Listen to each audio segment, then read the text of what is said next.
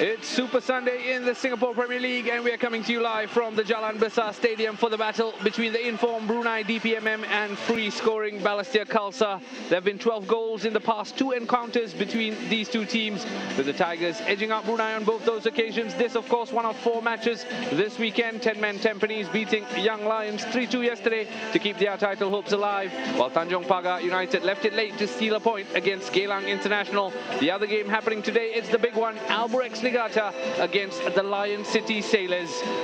We'll keep you up to date on what's happening at the Jurong East Stadium, but our focus is very much at the Jalan Besar Stadium as Balestier Khalsa look to consolidate their position in the top four. As for Brunei DPMM, they have a chance to put some daylight between themselves and the bottom two.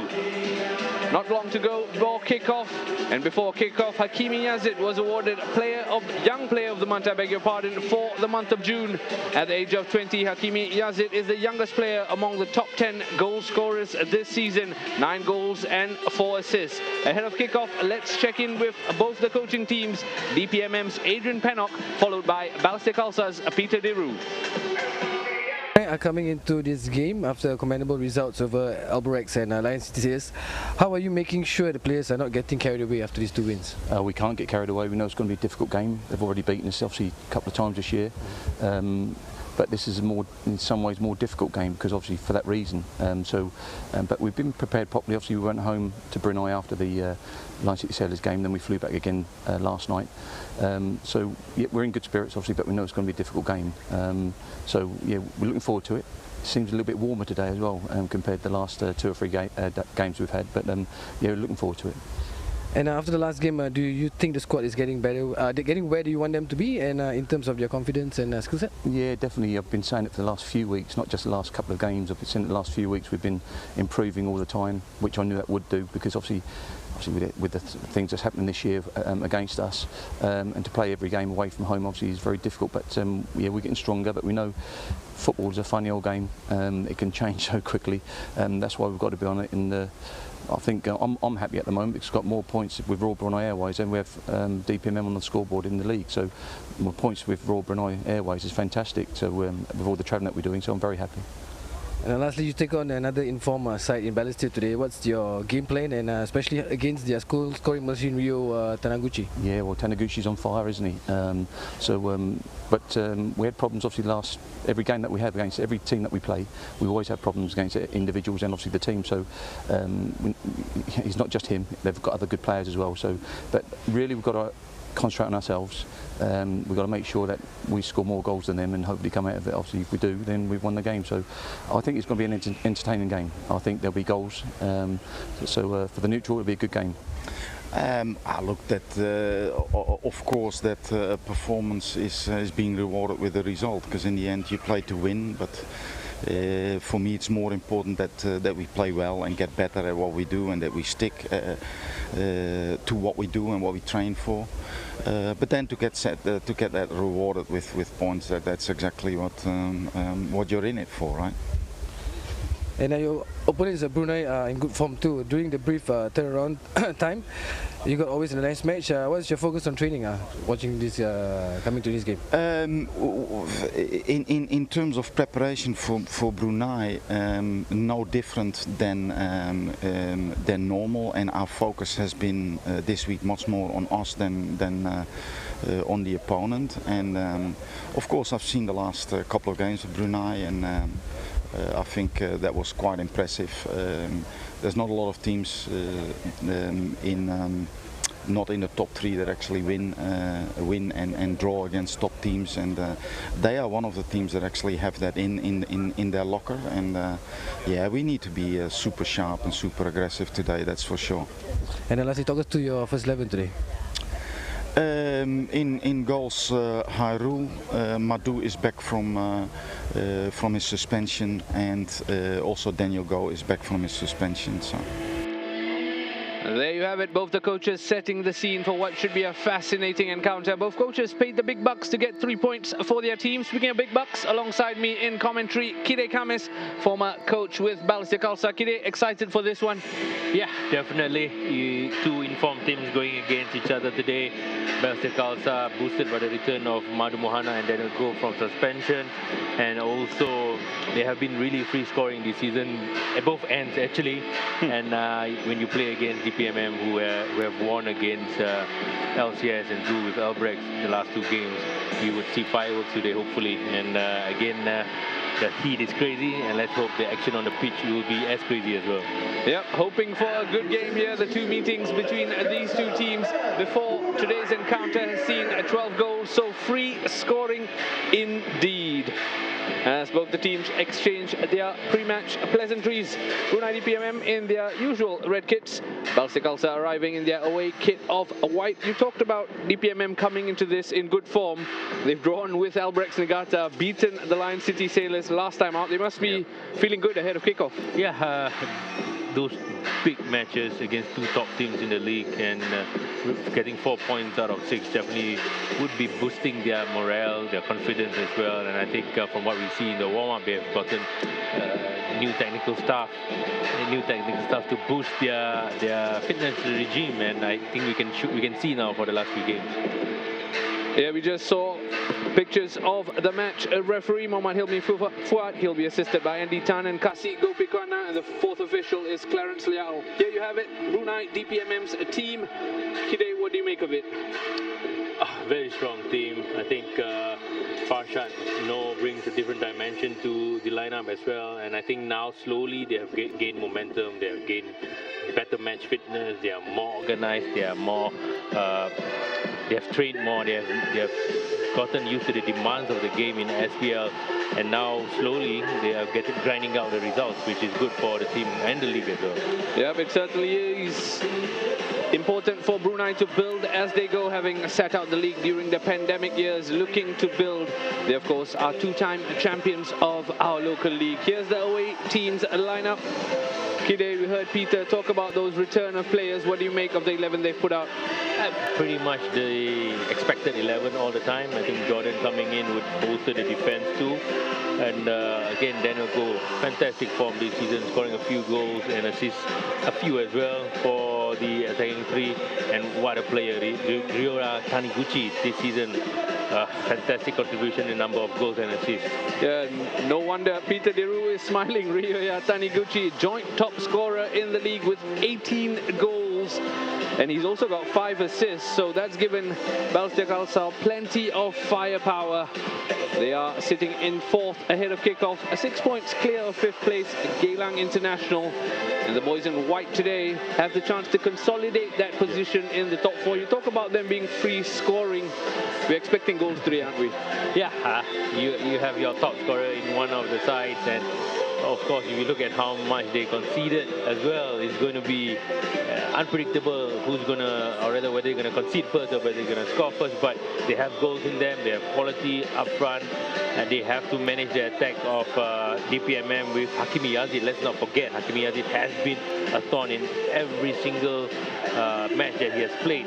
And he's a young player, very dynamic, very fast, speedy up front, and you have two very lanky and experienced players in Madhu and also in Jordan. How to manage the speed of Hakimi Yazid would be interesting as well. So it's 2 against 2 with Hakimi Yazid and Voronkov up front. Let's see how the rest are going to be managing the attacking threat from both sides. Yeah, fascinating battle awaits at the Jalan Besar Stadium. One of 2 games happening across the island today. The other one is the Lion City Sailors away to Albrecht Niigata. But our focus here is ahead of kickoff between Brunei DPMM and Balestier Khalsa. The countdown is done, and we are underway at the Jalan Besar Stadium. Balestier Khalsa playing from right to left in white. DPMM playing left to right in red. You heard Kide there single out Hakimi Yazid as a man to watch. We saw pre-match. He was awarded the Young Player of the Month award for the month of June. A total of 9 goals and 4 assists this season. And that's not a bad return for a 20-year-old.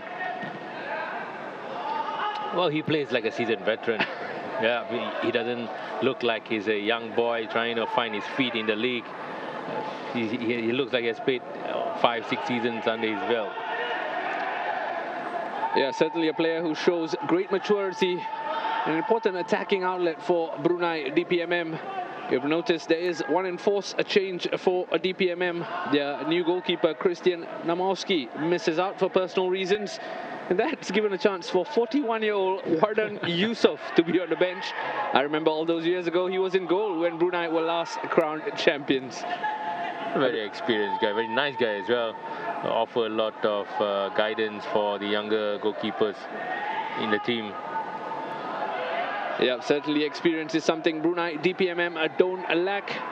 Here's Ryoya Taniguchi looking to play a teammate in. Missed the shot. Shuhei Hoshino has a chance, and it's a lightning start for the Tigers. Shuhei Hoshino has given them the lead within the opening 2 minutes. 6s and 7s in the Brunei DPMM backline, and it's that Japanese trio who've come together to give Balestier Khalsa a dream start. Oh, fantastic start for Balestier Khalsa. You look at the last 2 minutes, a lot of speed in their attack, and nobody was really managing that situation over here. Let's look at Alan Koza playing the ball through to Taniguchi, managed to cross the ball in, allowed to be the cross to be made as well. Typical poacher's goal from the number 9. Yep, Shuhei Hoshino, he wears the number 9 for Balestier Khalsa, and he's up to 8 goals for the season. You look at Angel Martinez, he was pressing Taniguchi and then gave him that space for the cross. That's goals in back-to-back games now for Shuhei Hoshino. Also scored in Balestier Khalsa's 4-2 win against the Young Lions. And where do DPMM go from here? That wouldn't have been part of Penok's pre-match thoughts. Well, they have to regroup. They have to make sure that they don't get really phased by the goal. They still have 90 plus minutes to play depending on the injury time. Still a lot of time for them to create a lot of issues for Balestier Khalsa. Yeah, plenty of football left to be played. That will give DPMM hope. They, of course, arrive into this one in good form, as we talked about earlier. But at the moment, it's all Balestier Khalsa. Once again, playing a threatening ball. This time, though, Angel Martinez on scene to clear the danger. Jordan Imaviwe sends Varankov to the deck. What do you make of Jordan Imaviwe? We know he prefers to play up front, but he's doing a job alongside Madhu Mohana. Is that more natural for him to play alongside Madhu? Yeah, I think, I mean, for me, technically, he looks, the way he moves, the way he gets himself in good positions, in a central back position, is more natural to him. I don't think he was just a makeshift striker or left winger in Young Lions. I think now he's more natural. We should have a better version of Jordan in his team when he's being guided by Peter Deru as well. Yeah, no surprise he's slotted straight into that defense alongside Madhu Mohana. Defensively, Balestier Khalsa have been found wanting more than once. Ho Ailun there, judged to have given a foul away against Farshad Noor. Pleads his innocence. The skipper, did he have a case or? Well, let's look at the replay again. Here, not going anywhere actually. Oh, I think maybe just a push with both of his hands. Yeah, this replay will confirm where Wailun's hands were. There you have it. Yep, there you go. Unnecessary free kick. Ball not going anywhere. Going to the corner flag as well. And it's Hakimi Yazid who stands on this. Can Brunei conjure a response fairly quickly? The referee just making sure everything is in order. Gives the go-ahead. Hakimi Yazid plays the ball in. Jordan Imaviwe, important header away. And then Fudil Iyad completes the clearance. Alan Koza looks for Daniel Goh.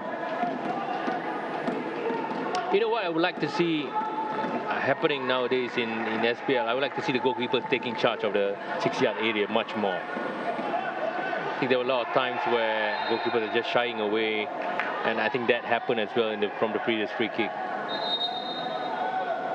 Yep, certainly goalkeeping is something that's been a bit of a problem in the league in the years as well as this season, and if you caught the highlights of Hairul Sherhan in the last game, you would realize that he did find himself in a bit of bother. Thankfully, his team scored more than conceded. Yeah. But that's probably the story of Balestier Khalsa's season thus far. Ball into the box, looking for a white shirt. Almost got on it. Daniel goes sneaking in. He does that very often. Yeah, I think right now he's learning to time his runs in the angle where he's coming from as well. If you look over here, I think today Darren and Fudel would be having a lot of space simply because of the formation that DPMM is going to be playing in. We look I think he's offside, but there's a lot of intent there from Daniel Goh.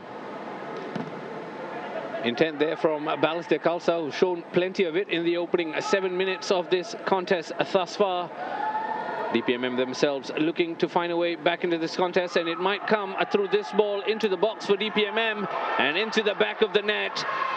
They have leveled the scores courtesy of their skipper Azwan Ali Rahman.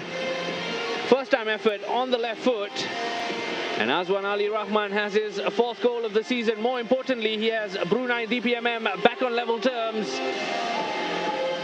Very disappointing for Balestier Khalsa. You look, I think, over here, the on-rushing Jordan and also Darren played the Azwan Ali onside.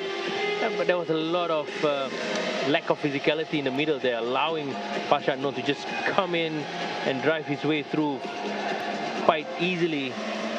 And you look over here, fantastic finish from the veteran and his keeper. Well, definitely could have done better with the goalkeeping as well. Yeah, I don't think that final angle covered Hairul Sherhan in glory, but nonetheless, it's a 1-1 and we're back to where we started. 8 minutes played. We heard Adrian promise goals in this game. I'm telling you what, we've seen 2 in the opening 8 minutes, and I dare say that won't be the last. As Daniel Goh looks to get the better of his marker. He's won a foul though. Well, I think perfectly played by Daniel Goh, just playing it over the on-rushing centre back. You talk about perfectly played. Earlier you said Daniel is learning to time his run into the box. Is that part of the growth we want to see for someone as talented as Daniel? And is Peter the right man to bring that out of him? Yeah, I think with the environment that he's in, with Peter and also the players, already the type of play that Peter wants is good for him as well. Madhu Mohana, who's been in good goal-scoring form quite recently, puts that header wide. And once again, you can see the impact Peter has had on this team. This was a set-piece opportunity, not the cleanest of contacts that time. Pretty much very far away from the goal post. I think the ball would be better closer to the 6-yard area for the Balestier's players to attack. Tell you what, if you're just joining us, you've missed 2 goals already. We're coming to you live from the Jalan Besar Stadium. It's Brunei DPMM hosting Balestier Khalsa, and it's 1 apiece thus far. Well, everyone wants to see the top teams playing. Albrechts and LCS, I think today, this is what you're missing out if you don't catch DPMM and Balestier playing. I'm totally with you on that one, Kide. That's why we're available on YouTube, so you can make it a 2-screen experience and watch the big game on the TV, and perhaps join us on your mobile device. A foul given away here. Just checking if everything is okay as the medic quickly rushes onto the pitch. It does look like Shuhei Hoshino is in a bit of pain. A bit of a grimace on his face as he just trudges off for treatment. Just a little bit of the magic spray would do the trick. That's exactly what he's going for, into the physio's bag after a sip of water perhaps. And Balestier Khalsa do the right thing and give the ball back. Always love to see a bit of fair play in the beautiful game. And Brunei will build from the back. Indra Putra. Farhad Muhammad and his skipper exchanging passes well there.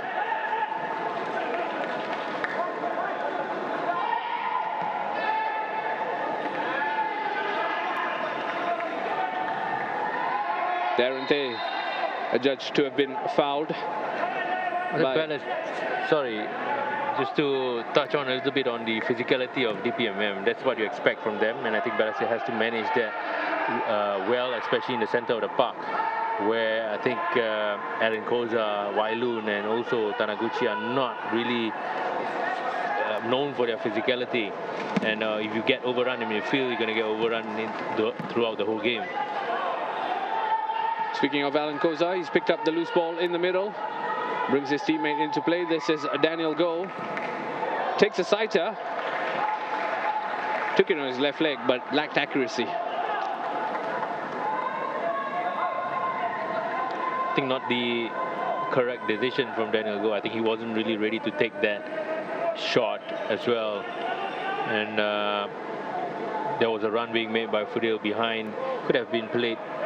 And maybe there was going to be a better outcome from that. Certainly physicality very much a part of Brunei DPMM's makeup. They're not afraid to throw their body around. That's an interesting battle to look out for. Voronkov against Jordan Imaviwe. I'm sure they'll keep each other in close company for the rest of the match. Yeah. Angel Martinez. Referee calls it back for a foul.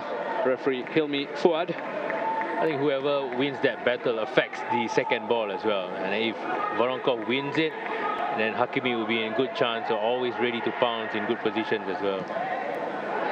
Good ball in. But that time though, Daniel Goh couldn't find the power to beat Angel Martinez and set up Shuhei Hoshino. And he knows it. Big chance, fantastic ball from Alan Koza. Just beat the defense as well. The ball was pretty much flat from Daniel Goh, not to the front of where maybe Hoshino wanted it to be. Too close to the DPMM players. Yeah, excellent reverse ball from Alan Koza there to play Daniel Goh in. But Balestier will continue their attempts to find a second goal through this corner. Long ball in, Jordan Imaviwe can't get a touch. I think it's Voronkov who had the final touch, and it goes out for a throw-in. Well, these two guys pretty much marking each other out in all parts of the field. I did tell you they'll be keeping each other in close company. And I believe Madhu Mohana is coming over, and that means one thing and one thing only. The towel is on the ball. It's time for a long throw into the box. I think it's hugely important. Madhu with the throw now. Seems like a corner kick as well. That's as good as a cross, and Shuhei Hoshino got a touch. Can Daniel Goh keep it alive? He doesn't, but he avoids the goal kick. And it's a throw in for Brunei DPMM. You're absolutely right about the throw in from Madhu. It's almost becomes a set piece opportunity with a throw like that. Now it's another piece of a weapon that you can use in your armory, and usually have those kind of situations much more than corner kicks or free kicks. So if you have somebody to utilize that, and you have that in Madhu, it's a huge advantage. Speaking of advantage, DPMM looking to take advantage. That's a chance for Voronkov. Azwan Ali, smarting from his earlier goal, tried to take that the first time, completely fluffed his lines. Well, it looks like Balestier got it covered, had a lot of numbers in the box in good positions as well. It had to be a really, really good ball from Hakimi to have a good chance from DPMM. Nonetheless, DPMM come again. Angel Martinez bringing the ball forward, brought to the deck by Alan Koza. He knew what he was doing, Alan Koza there. Yeah, I think you wouldn't allow another drive in from a DPMM player. This time around, it's Angel Martinez. If he's away, it's another through pass or another shot from him. Good chance for DPMM to increase the lead. Yeah, they certainly will try to do that from this set piece. It does look like Hakimi Yazid is standing over it, and the way he's lining himself up, I feel like this one's going to be a shot. Yeah, I don't think he has anything else on his mind. This boy is on fire. I think he's confident. He knows what he can do. He's confident in his own ability. He has taken a shot. It is on target, and it's beaten the goalkeeper. We talked about this boy being on fire. What a goal that is from distance. He's all smiles, and why not? Have a look at this. How about this for a free kick? Well, credit goes to him for the ability to take a dip on it. See, the ball went up and went straight down. Yeah, but at the end of the day, you got to look at the obvious, right? I think Hairul would be definitely disappointed with himself. It is pretty much, I wouldn't say it's basic, but I think he put his body right in front of the ball. He could have done so much better with it. I think Balestier as a whole now should be disappointed. You know, you worked so hard, and now you are trailing from mistakes like this, and it can't really happen in every game. Number 17, Hakimi Yazid, now up to double digits on goals this season. Goal number 10 for June's Young Player of the Month. Won the award, was awarded the award prior to kickoff, and he's helped himself to a goal that sees Brunei DPMM lead 2-1 after 17 minutes. While Hakimi Yazid will be watching plenty of replays of that goal, we might have one more. What a save that is. An important save from Jaime Nyaring. Masahiro Sujita almost leveling the scores right away. Well, those are the kind of saves that you would expect from a top goalkeeper, and this changes a lot of things psychologically for your team, right? Yeah, you made a mistake, but this is where you need your teammates to bail you out, and Jaime Nyaring definitely did. Such an important save. Would have been a sucker punch for Brunei DPMM to concede right after they took the lead. They do have this corner kick to defend though, as the ball is played into the box. Nyaring with the punch away comes for the second. I think he's been listening to you, because he took charge of the 6-yard area there. That's what you want to see. You know, every time the ball goes up for a cross, of course, it depends on the type of crosses being made or deliveries being made. Anything that is looping, anything that is not being really whipped in, you should be able to manage it. Right, but I don't see that a lot in this season from goalkeepers, especially local goalkeepers. Let's stick to the topic of local goalkeepers. I know plenty has been said about Balestier Khalsa's defense. Yep. But goalkeeping, I know it's a part of that defense as well, but the goalkeeping position, week in, week out, there probably is a reel of mistakes now. And that's a concern for Peter Di Roo, no? No, if you make that kind of mistakes and then you lose games because of that, I think eventually you lose 3 points, and those 3 points, it affects the rest of the team psychologically as well. That 3 points can go up to 6 points, and it can go up to 9 points, and if you accumulate it throughout the season, it's going to be a huge amount, right?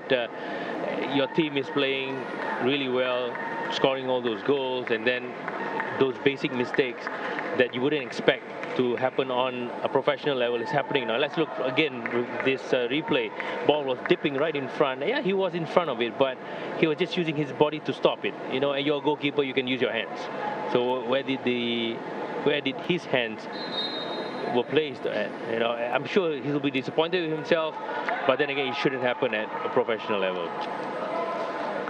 Yep, certainly a case for concern for Peter Di Roo in the future, in the here and now as well. He has concerns. His team trailed 2-1 despite taking an early lead through Shuhei Hoshino. I tell you what, that battle between Voronkov and Jordan Imawiwe continues to boil. And it's another set-piece opportunity that Brunei DPMM, I'm telling you, in no doubt will be looking to take advantage of.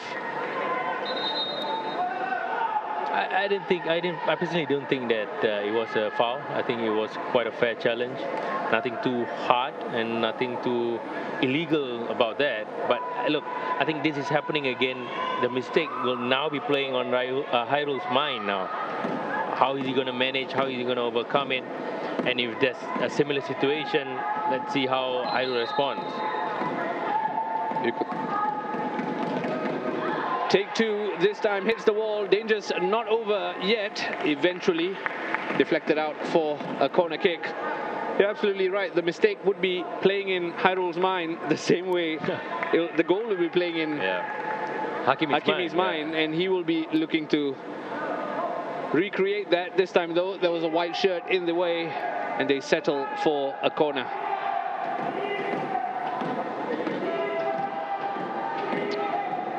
if you look at where Angel Martinez is trying to pin Hairul down. This is an opportunity. Ball not cleared. Eventually, it's been given as a foul, I believe, against the Brunei player. And Hairul Tirhan will get us started from the dead ball. Playing it out from the back, Jordan Imaviwe. A look at the chance. A judge to have had his hands on Darren Tay. And Balestier looking to build quite quickly. Here comes Darren Tay. Waits for support. Opts to play the ball into the box, looking for Daniel Goh, who's headed it into the middle. That time though, Taniguchi, I beg your pardon, couldn't get a touch. You talk about adding bite to midfield, Ho Wai Lun showing plenty of that. And then he looked to curve the ball into the box. Not the right execution. Yeah, it was a pretty decent ball, I feel. I think the run from Hoshino wasn't... Nobody was running to cut across to go into that ball. And a half chance goes begging for Balestier Khalsa, as Nyaring has the ball in hand and launches it long. Only as far as Alan Koza, who's cushioned that header back to where it came from. Voronkov. Masahiro Sujita.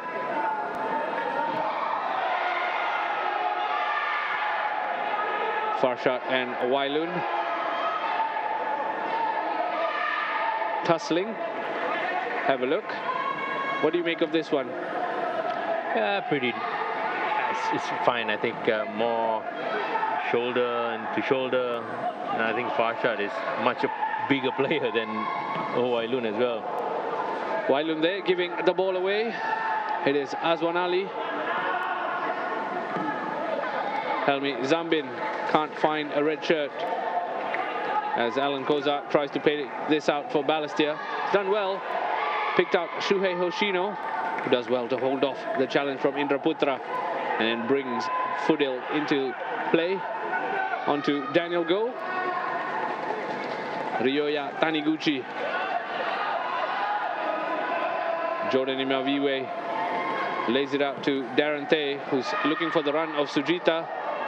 Angel Martinez, the covering defender, clears it for a throw-in. Well, the speed of the game, the intensity of the game has been fantastic. He has not dwelled down, or he has not went down by a lot. He has been there, up there, and the intensity from both teams, wanting to score goals, wanting to take the game to the opponent, has been fantastic. That's especially surprising considering how hot it is. Yeah. Adrian Pennock talked about it in the pre-match thoughts as well. This game has lived up to the billing thus far in the opening 24 minutes. Here comes Madhu with his trademark throw-in. Headed away by Angel Martinez. Madhu will keep it in play. But a bit of a mix-up with Ho Wai Lun sees Balestier Khalsa lose the ball. They go from attack to defense. Hakimi Yazid. Look like given as a handball that Balestier take quite quickly. Alan Koza. Madhu has stayed wide.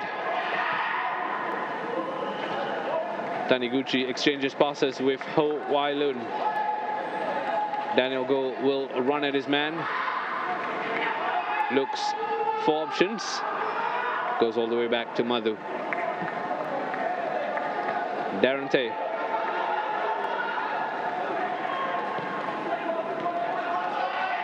Taniguchi. Well played from Balestier. They've brought Darren Tay into the mix. Keeper did well to come off his line and close the angles on Darren Tay. Fantastic combination play from Balestier Khalsa, just waiting patiently for that moment to come, just drawing the defenders forward and finding Darren in the end. Lovely play from Balestier Khalsa. Yeah, certainly outstanding combination play, just lacking that clinical touch in front of goal. I know Ryoya Taniguchi gets a lot of plaudits for the goals he scored, obviously joint top scorer with 18, but he's an integral part of the build-up play for Balestier as well. Very intricate, very patient, finding the right moment to go forward, and that's important and shows a lot of maturity. Sometimes you just let's hope and play the ball behind the defense in the hope where you're going to receive it, but it's not the right timing yet. Here comes the corner taken by Darren Tay, Nyaring off his line quickly. Play on, says the referee, and Nyaring is back to his feet, out of your picture, and he will have to be careful as Balestier bring the ball forward. Jordan Imaviwe caught in two minds there, trying to find Daniel Go or Ryoya Taniguchi. Didn't really come off. Let's have a look at the corner. There wasn't any malice to it. I think he went for it. Yep, that's what a goalkeeper should be doing. Went for it, hit his own player, and then hit his two Balestier players, and awkward fall, and he went back up again straight after that. Yeah, thankfully nothing too serious, but like Kide said, just a hazard of the job, having to come out for those crosses. Jaime Nyaring, just 25 years of age, the Bruneian goalkeeper, saw a bit of action in the first half of the season as well. Finds himself between the sticks today. Voronkov trying to bring the ball from his goalkeeper under control. Too much pace on it, and he's conceded a throw-in.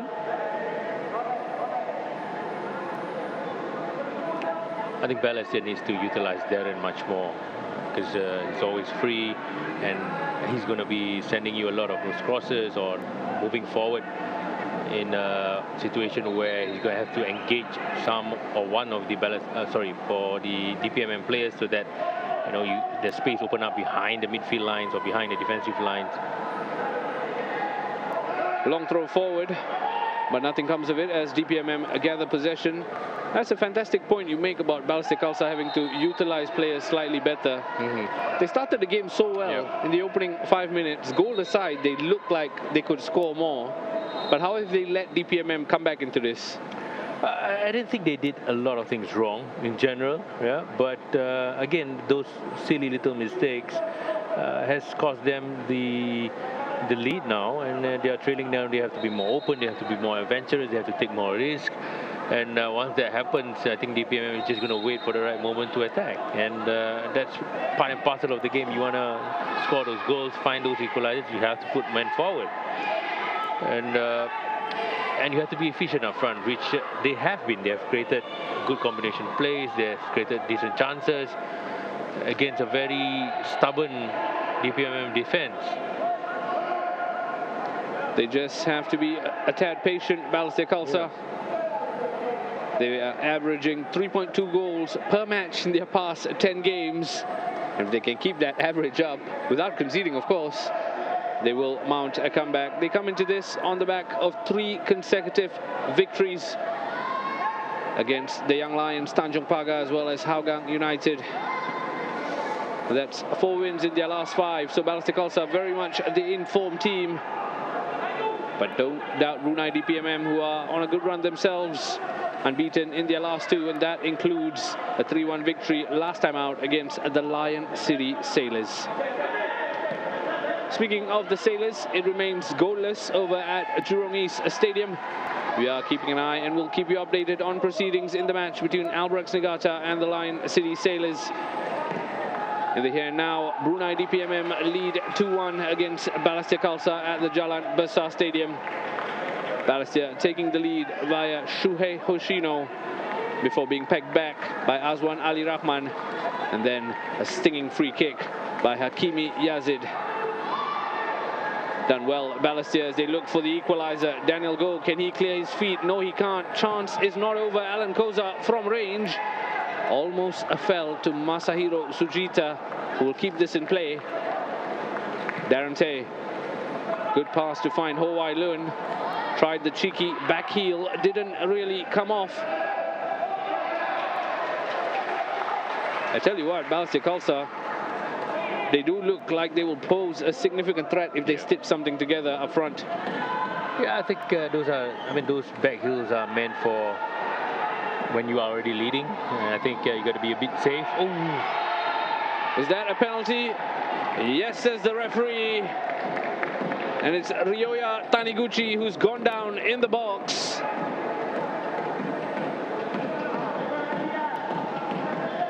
Let's have a look. Well, it looks like, I mean, nice play by Hoshino. It looked like he wasn't really going anywhere except for pretty difficult call to make. Can't really see from the replay as well. Oh, wow. Hanif Farhan, the Brunei player, adjudged to have given this spot kick away. Have a look. This angle might show us a bit more. Yeah, there was a slight tuck, I think, and it didn't allow Taniguchi to move forward. And I think of course, he made a meal out of it, trying to win that penalty kick. But I think it was a penalty kick in general. Balestier Khalsa have threatened with their intricate play into the box. It's one of those plays that's won them this spot kick, and it's given Ryoya Taniguchi the chance to level proceedings just past the half-hour mark here at the Jalan Besar Stadium, and the Tigers have a chance to restore parity. It is their top scorer, Ryoya Taniguchi, who stands on the spot, gets the whistle. Taniguchi scores to level the scores, up to 19 goals for the season. Ryoya Taniguchi, what a season he's having, and what an important goal to draw Balestier Khalsa level.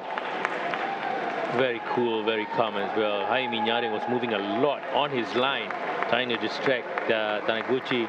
Very calm. I think he had already decided that he wanted to go for that particular spot way before he took that kick. And again, deserving a goal from Balestier Khalsa. And it's game on here at the Jalan Besar Stadium. 2-2 between Brunei DPMM and Balestier Khalsa. Just past the half-hour mark, and we already have 4 goals in this contest. I don't think this is the last of it, Roshan. Yeah, I certainly don't think so either. The first 2 games provided 12 goals in total. We played 30 minutes and already had 4.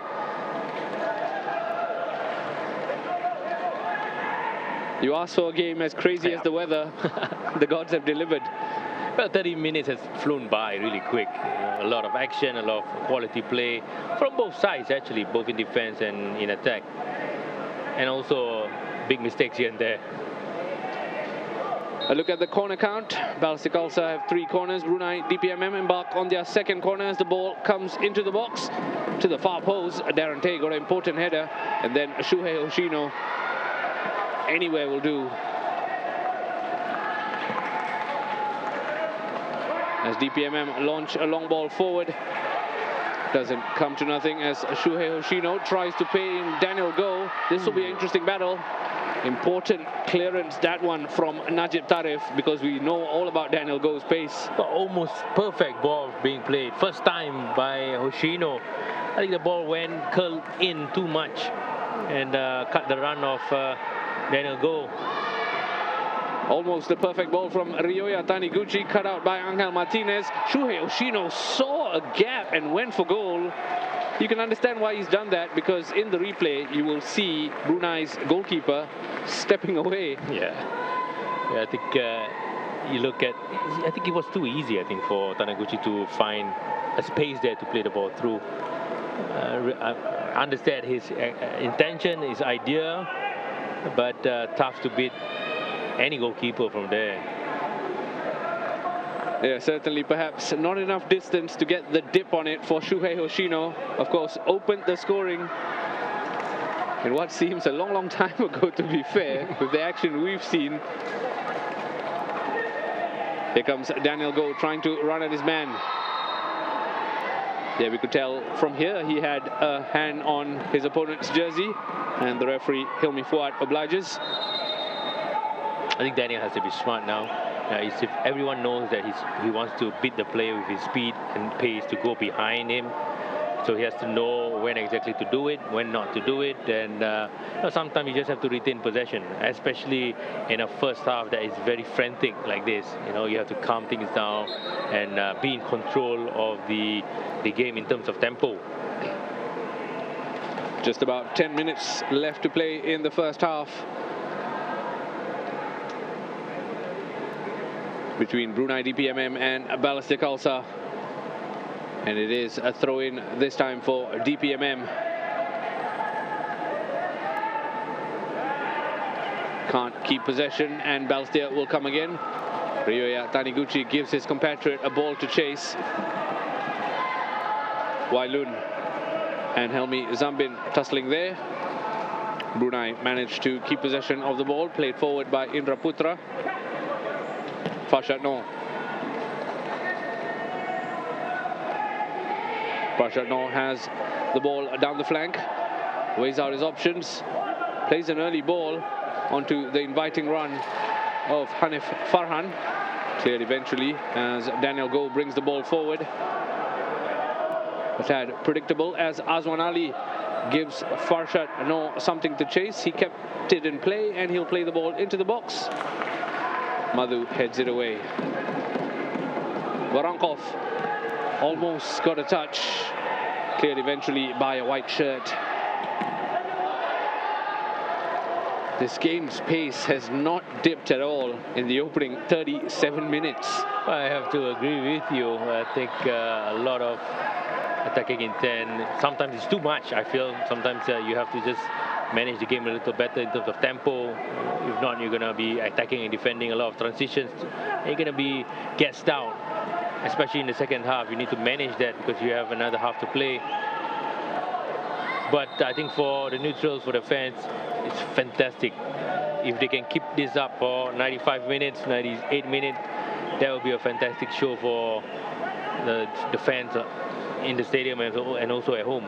Yeah, it certainly will be a treat. It's quite reminiscent of a basketball game, almost left to right, left to right. Non-stop action, both teams sparring and trying to find a breakthrough. Both teams have now taken the lead at one point in the first half, and they've seen that lead evaporate. Here's Farshad Noor. Brings Indra Putra into play.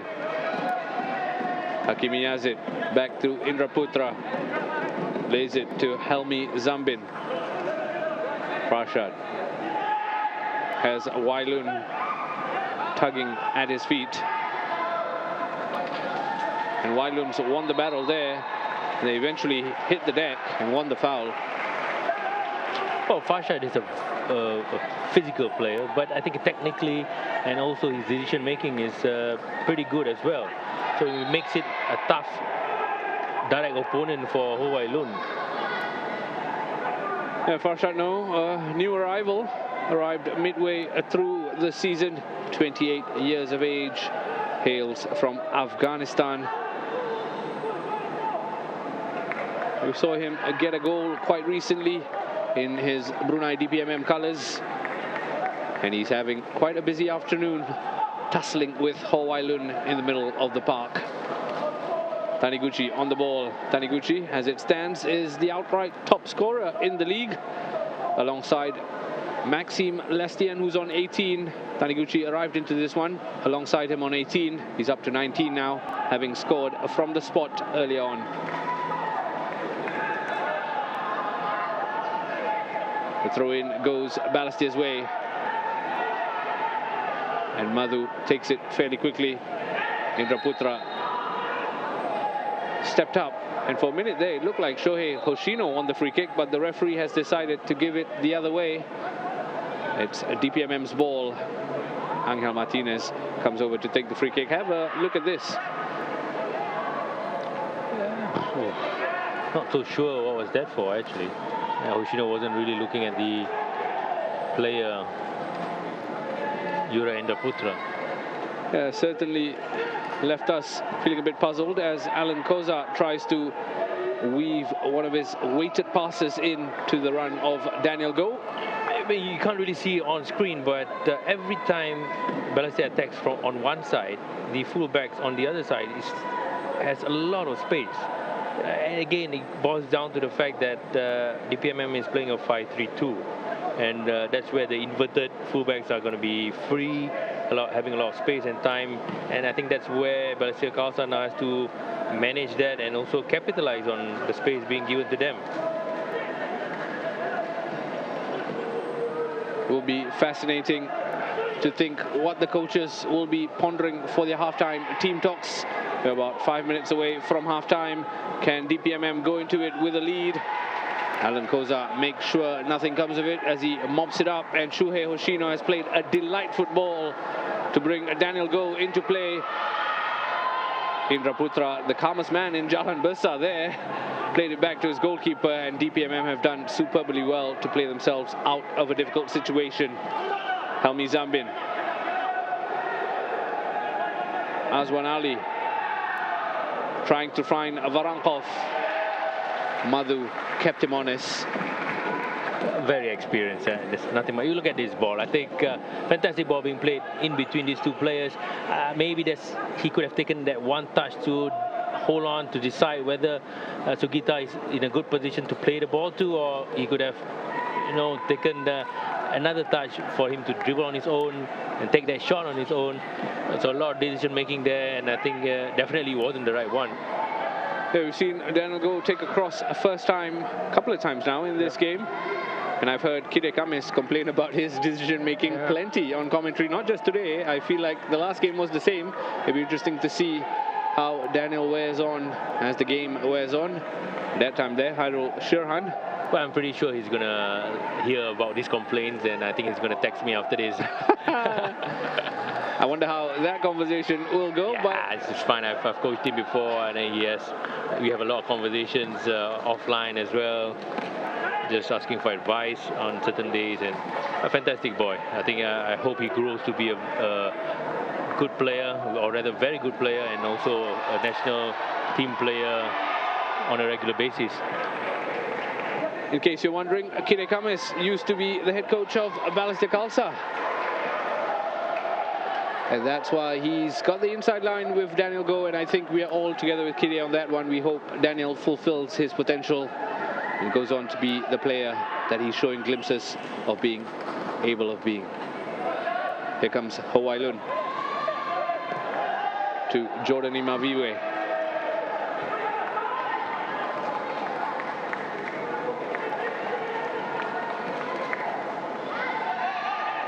Jumbo.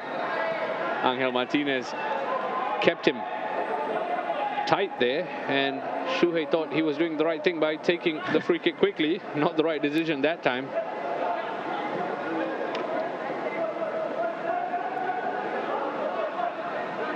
I think Peter Deru will go into the halftime trying to tell his players to manage the transitions, manage the game better, trying to control the tempo of the game. I think it's too frantic for him. I don't think he would like that.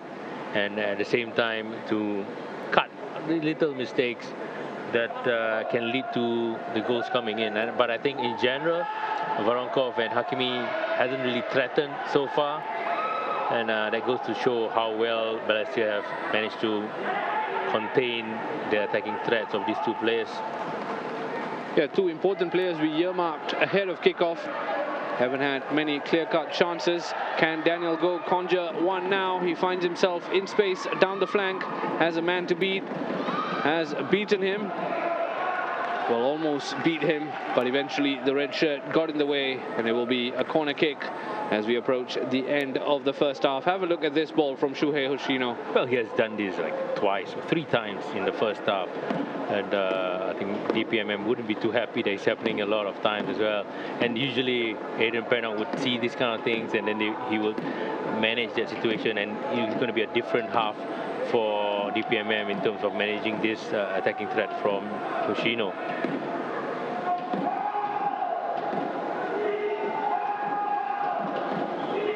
Ho Wan Lun with the corner kick, looking for a white shirt. Keeper almost spilled it, but gathered at the second time of asking and looks to play it quickly to Hakimi Yazid, whose touch failed him.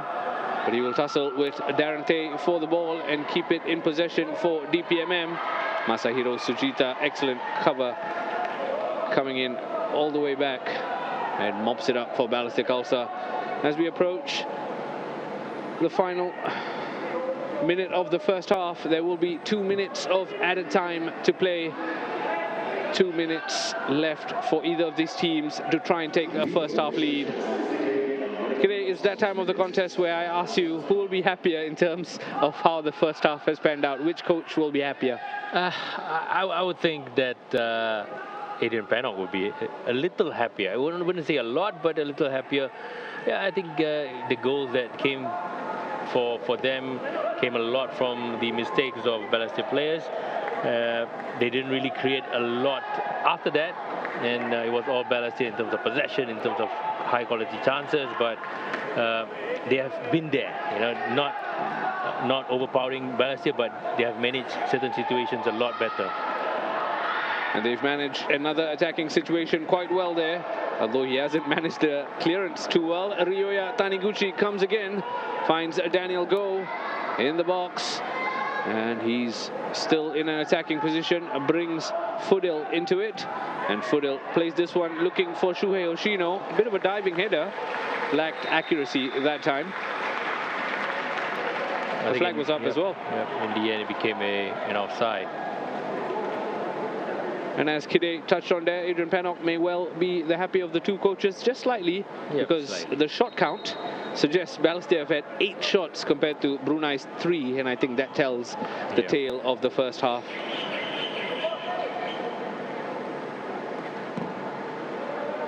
Launch long by the goalkeeper, looking for Varankov, who's done well to keep it. And then exchanges passes with Farshad. Back to Andrei Varankov. Play on, says the referee, given the advantage there. Indra Putra to Helmi Zambin. Beats his man and will try and charge down the flank and play this into the box if he gets the chance. He's done well. Alan Koza, important, running in and mopping up and clearing the danger. Into the 2nd minute of added time, and Brunei DPMM have a chance to end the half strongly, courtesy of this corner. Azwan Ali stands on it.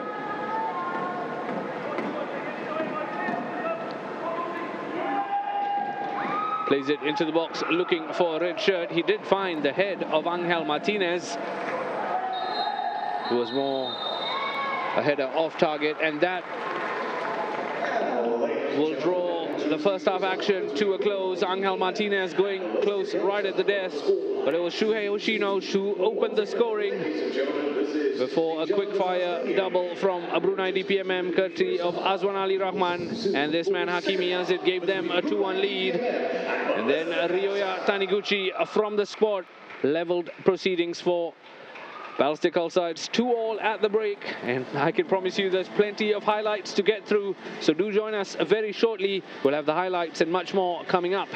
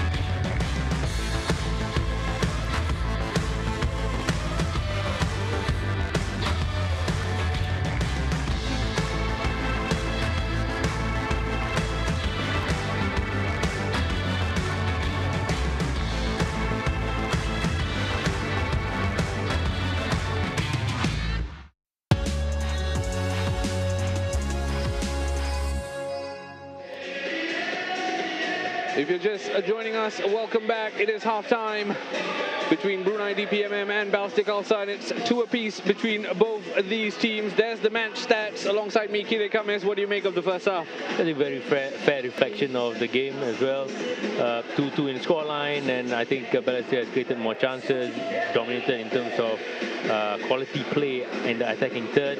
Didn't really convert a lot of it. A lot of it was scuffed out by the Brunei DPMM defense. But I think if you look at everything in terms of stats, it's pretty clear that Balestier Khalsa should have edged Brunei a little bit.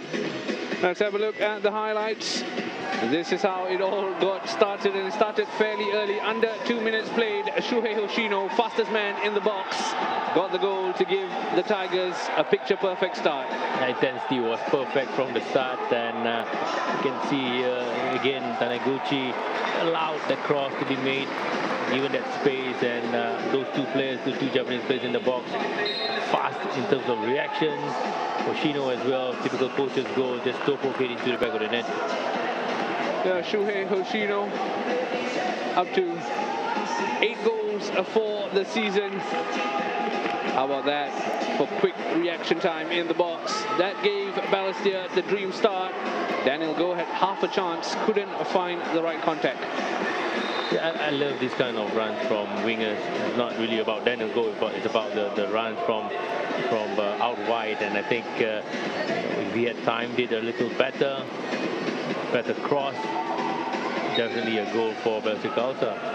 Yeah, that was a chance that Balestier Khalsa would regret not taking the most of, because fairly quickly Brunei DPMM equalized courtesy of Azwan Ali Rahman. Perfect shot from Azwan Ali, the skipper, but how was he allowed that amount of space? How was he allowed that play to go through? I think Darren played him onside as well. When you look at the position of Jordan, I think he was too eager to try to win the ball. With that first touch, created that space for Azwan Ali himself. And if you look at the last part here, again, definitely I would expect better from my goalkeeper in terms of covering the angle. I think his diving didn't even really cover the full stretch of it. And here again, another big mistake which defined the first half for Hairul Sherhan. Hakimi Yazid, that was a pretty decent free kick. Let's give credit to him. Managed to take that shot, a dip on it as well, but Hairul Sherhan should take a big chunk of the blame for DPMM to take the lead at this point of time. Yeah, just after 17 minutes played, Hakimi Yazid gave Brunei DPMM a 2-1 lead. Balestier Khalsa, though, tried to respond right away. That was a good save from Jaime Nyaring. Perfect ball being laid out to him by a mistake from Hanif. Again, good reaction save. He was moving back from a retreating position, managed to drop down fast enough to just parry it away for a corner kick. Yeah, strong hand there. Yeah. Not for lack of trying, Balestier Khalsa would continue to try and find a way back into this contest. They would be given a lifeline when this penalty was conceded by Hanif Farhan on Ryoya Taniguchi. Well, slight tuck from Hanif at the end, just as he was going down. For Balestier Khalsa, I think Ryoya Taniguchi wasn't really expecting that, and in the end felt a pull on his jersey maybe and went down for a penalty kick. And as cool as a cucumber, Ryoya Taniguchi extending his lead at the top of the top scorers lead, or top scorers chart, and very calm. A lot of movement from Jaime over there just to distract, unfazed from Taniguchi. Up to 19 goals for the season, Ryoya Taniguchi Over at Jurong East Stadium, meanwhile, it's still goalless between the two former champions, Albrechts Niigata and Lion City Sailors. Refused to give away in the first half. The football action continues in the Singapore Premier League on Thursday. There's the Sailors taking on Tanjong Pagar United. Friday, Balestier Khalsa taking on Hougang United. And then the weekend sees a doubleheader on Saturday. Albrechts Niigata at home to the Young Lions. And there's the Eastern Derby on the cards. Tampines Rovers up against Geylang International. So plenty of action to look forward to. Speaking of action to look forward to, we've got the second half coming up. It remains evenly poised between Brunei DPMM and Balestier Khalsa at the break. Keep it here with us. We'll come back with the second half live from the Jalan Besar Stadium very shortly.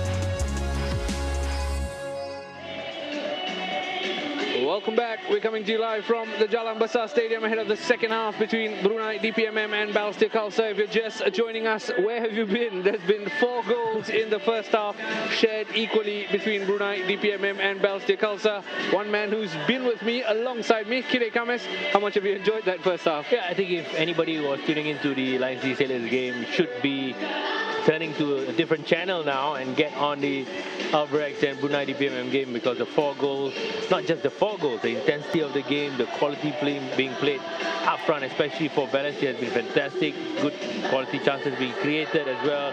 And I can't really wait for the game to start, because I want to see whether the intensity is going to be dipping, or is it going to be the same. And if it's the same, we are going to be in for more goals in the second half. Yeah, we barely could catch our breath in that first half. Both the teams trying to spar and find a way past each other. 4 goals shared equally. As Kide touched on, this is of course one of 2 games happening across the island. Over at Jurong East Stadium, it remains goalless between title-chasing Albrecht Negata and the Lion City Sailors. We'll keep you up to date of the scores there, but do stick around with us at Jalan Besar Stadium, or make it a 2-screen experience, as I like to often tell those watching. Brunei DPMM and Balestier Khalsa just preparing their halftime huddles before we get underway. No changes for both the teams. Ryoya Taniguchi, as it stands, is the outright top scorer in the league, up to 19 goals after that first half penalty. The man in the middle, Mohammad Hilmi Fuad, just checking that it's all systems go before we get the second 45 underway. And it's Brunei DPMM who get it started. They'll be going from right to left in the second half. There you have it, confirmation of the goal scorers in the first half. Azwan Ali and Hakimi Yazid for Brunei, Shuhei Yoshino and Ryoya Taniguchi for Balestier Khalsa. I know, Kide, you said more of the same in the second half. That was a sighter that had Hairul Sherhan maybe shirking slightly. 20 seconds into the game, we have seen the first shot being taken by one of the sides, and came from Hakimi Yazid. Somebody on form, I expect him to hit the target, but I think that's a sign of what's to come later on. Yeah, signal of intent to kickstart the second 45. We've seen some tasty tussles all across the park. Yeah. That one's been brewing for a while as well. Shuhei Hoshino and Angel Martinez tussling. This time though, Shuhei Hoshino wins the free kick for this foul. Yeah, I think Angel Martinez's arms were all over Hoshino, and again, there was no need for that. You know, sometimes players give free kicks away really unnecessarily, especially when you are trying to gain momentum of the game. Speaking of momentum, here come Brunei DPMM, the pace on Hakimi Yazid, but the experience of Madhu Mohana just ushering him out. It's been given as a corner, but Madhu is contesting the corner.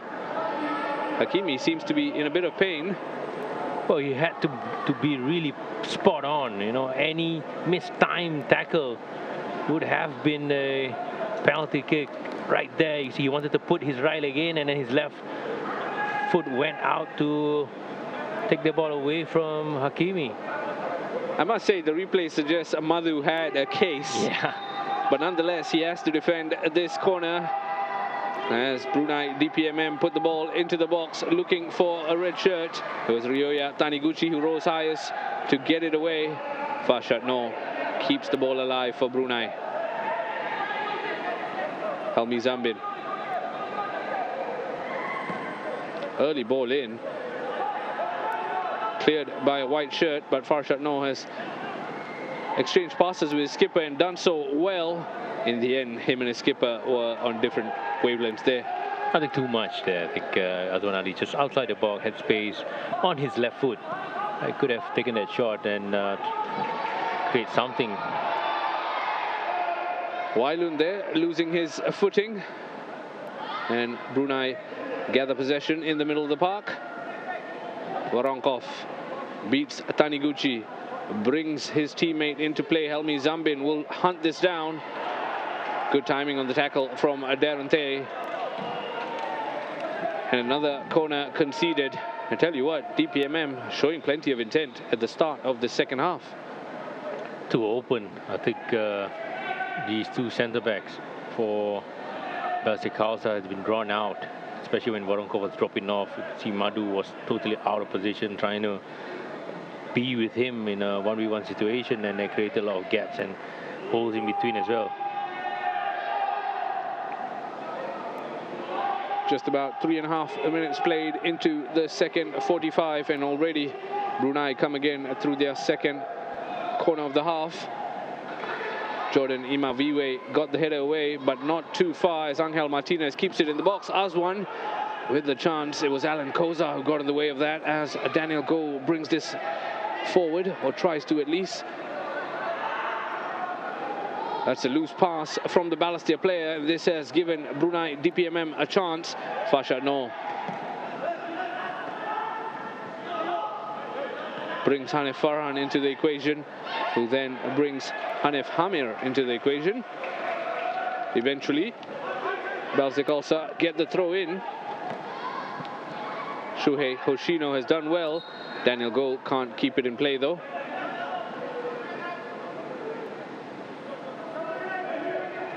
Well, Pitidiru seems always very relaxed.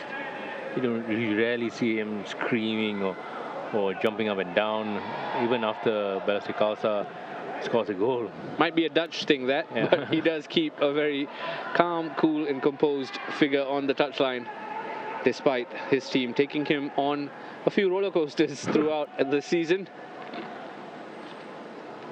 We've talked about defensive frailties a lot when it comes to Brunei DPMM and Balestier Khalsa. Balestier Khalsa especially conceding a whopping 53 goals in about 18.5 games thus far.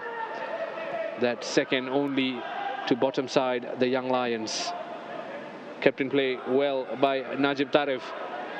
They've done well to work it into the box. Hakimi Yazid has a chance. Madhu got in the way of that shot, and Alan Koza eventually completed the clearance.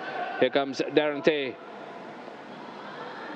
Shuhei with his back facing to goal. Once again plays Daniel Goh, who has time, who has space. Can he pick the right pass? Jaime Niaring denies Daniel Goh. And Daniel will come again. Plays his captain Ho Wai Lun. And Balestier looking to build in the box. Alan Koza to Fudil. Back to Daniel Goh. Weighs out his options. Picked the wrong one there. That was a chance, wasn't it? This was again a perfect ball. But you look at Daniel Goh, he made an absolutely wrong choice here. He shot straight to Jaime Nyaring. Of course, he wanted to take it on his own, but that's not the shot you want to take if you want to score the goals. But if you look at Taniguchi, he was perfectly free. I think you can see here from this angle of the replay, Taniguchi was there. Just a square ball, 3-2. And that's what you want from your winger. I think at that point of time, somebody else is in a better position. Make that pass. Your team needs the goal more than you scoring. I'm guessing Kide Kames will be dropping a text to Daniel Goh after the match, but nonetheless, we play on. There's your shot count, 5 shots on target for Balestier Khalsa. Daniel Goh's recent effort, one of those 5, I believe. But again, like Kide said, didn't open up his body enough to get it past the goalkeeper. That would have given his team the lead for the second time in this contest. Nonetheless, it remains a 2 apiece between both these teams. They have a set-piece opportunity. Darante is standing over. Plays this short though. Wailun on his left peg. Into the grateful arms of Jaime Niaring. Floated and fairly comfortable for Niaring that one. I could see the idea, trying to execute them. Hakimi always there, like a pest, trying to be in positions where it's going to hurt Balestier Khalsa.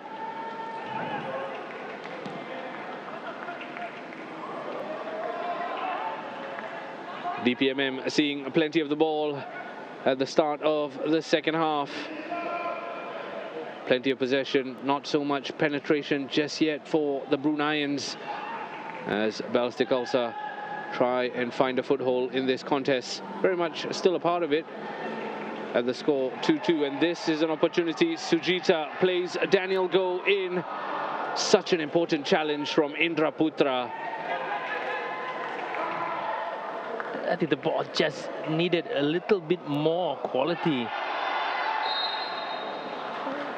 I think the speed and the angle of the ball wasn't right for the run of Daniel Goh. Let's look at it again here. It's just too soft. At the same time, I think Daniel Goh was waiting for it. Sujita has a chance. Him and Ho Wai Lun, same team, but lacked communication there. And it seemed like both of them got in the way of each other. Yeah, I think everybody's eager to score now. It started from Daniel, and then you can see this situation over here. I think Ho Wai Lun was definitely in a better position to take that shot. Not that the replay suggests so. He did blast his effort high and wide. But nonetheless, both the teams very much keeping to how they were doing in the first half. Attacking each other and showing plenty of intent. Balestier with the more clear-cut chances. But Brunei seeing plenty of the ball in the opening 10 minutes of the second half. Jaime Nyaring launches this one long, looking for a red shirt. Finds only as far as Masahiro Sujita. Shuhei Yoshino again playing Daniel Goh through. Can Daniel get to it? Nyaring off his line quick, and then just cushions the ball out to his teammate as they look to build. Madhu quick off his line. Taniguchi, Alan Koza. This is good play here from Balestier. I beg your pardon, Kide Go. So the speed at this Balestier and DPMM game is, you can blink and then the ball is going to be on the other side of the half. It's crazy, it's fun, but at the same time entertaining as well. It's certainly, you can't take your eyes off a contest like this, but you did touch on it when we were going into the first half, that both the coaches won't be too happy at the frantic pace of this contest. And it seems like that word hasn't come through for both the teams, because they're very much keeping to the same way they played. Here comes Azwan Ali. Important challenge from Jordan Imaviwe. Timed it right. Chance is not over because Helmi Zambin has kept it alive for the Bruneians. Voronkov, once again, Jordan Imaviwe. Important interception. Taniguchi's pass lacked the accuracy there. And Indra Putra puts Sujita on the deck and progresses forward with the ball.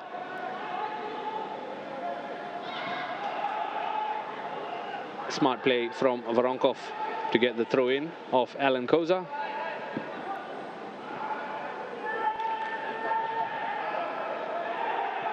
There's a player down on the deck. It does look like that's the skipper, Azwan Ali Rahman, who's helped himself to a goal, if you recall. Brunei's first of the evening. He is, though, clutching his knee, and we do hope it is nothing too serious as the physio arrives on the ground. Good to see the Balestier skipper just checking in to make sure everything's okay. And I think he wants to drink as well. I was just going to say, and helps himself to a bottle of water. It does look like Azwan Ali Rahman's evening is over.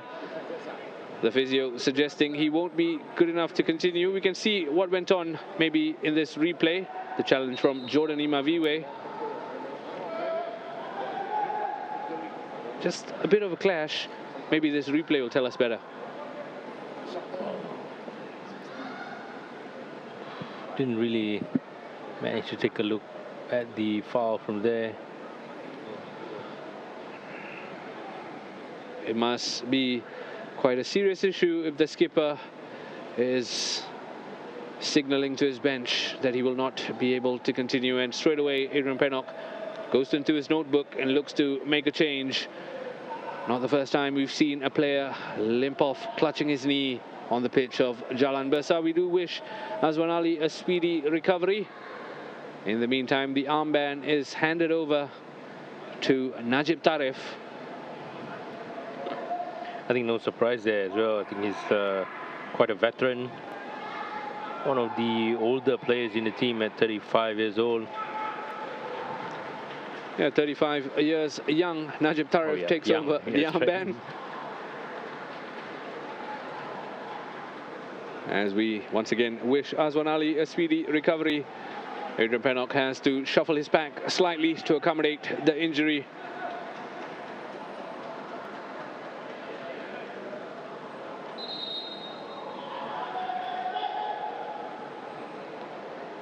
It does look like they'll be bringing on another veteran, Abdul Azizi Rahman, 36 years young, replaces Azwan Ali Rahman. Well, if you look at the bench, almost everyone is a veteran. I'm inclined to agree, except for number 15, Mohammad Shafiq Hilmi, perhaps, at 17 years young. And straight away, the substitute has laid it for Hakimi Yazid, who for a second there had acres of space in the Balestier box. Alan Koza mops it up, clears the danger. Only as far as Angel Martinez, who's found a red shirt with the pass. Daniel Go. Straight away, Balestier building from the back, courtesy of Darren Tay to Sujita. Back to Ho Wai Lun, and then Alan Koza.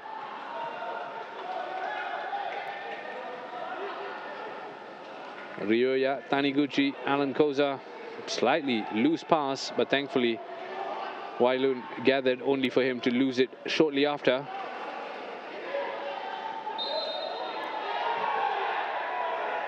Till the whistle was blown there, it looked like Ryoya Taniguchi was keen on taking the shot. The shot did go wide, but either way it's been called back for a free kick. Well, I'm unsure what the free kick was all about. Maybe there was a high boot from Shuhei Yoshino? Well, very unlikely, because he should be in a position of advantage. Nonetheless, we are back on the way with the dead ball that Nyaring launches high and long, looking for a red shirt. Varankov has done well to use his chest and cushion it for Farshad Mohammed. I beg your pardon, Farshad Noor.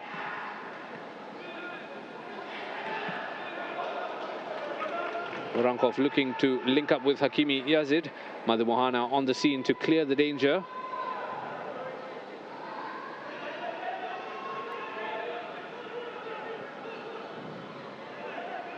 Najib Tarif with the throw, short to Farshad. Gets it back and will look to play it into the box. Only as far as Madhu, who heads it away. Chance is still not over. Eventually, Hairul Shirhan comes across. It doesn't have to rush because it is a goal kick. An hour played here at the Jalan Besar Stadium. 2-2 between Brunei DPMM and Balestier Khalsa. Balestier, of course, fourth in the table, have a healthy cushion, and they'll be hoping to consolidate that by turning 1 point into 3. As for Brunei DPMM, they have a chance to leapfrog Hougang United into 6th spot with the right result here. Hougang, of course, not in action this weekend. And here come Brunei DPMM through Farshad Noor, looking for the right pass to find a substitute, Abdul Azizi Rahman, who's done well to keep it in play, and then swings the ball in. Fudil heads it clear to Ryoya Taniguchi. Shuhei Hoshino and Angel Martinez tussling. That time though, Shuhei Hoshino couldn't find Daniel Go. I think the momentum has now gone back to DPMM. A lot of times where DPMM are in a better position in terms of the second ball, collecting them, and also starting attacks that are very effective. Quick foot there from Daniel Go. Hakimi Yazid ran into his standing leg and concedes a free kick. Wai Lun looking for the intricate pass to send a white shirt forward. Didn't come across that time. And it's Indra Putra who will get us started with the throw-in.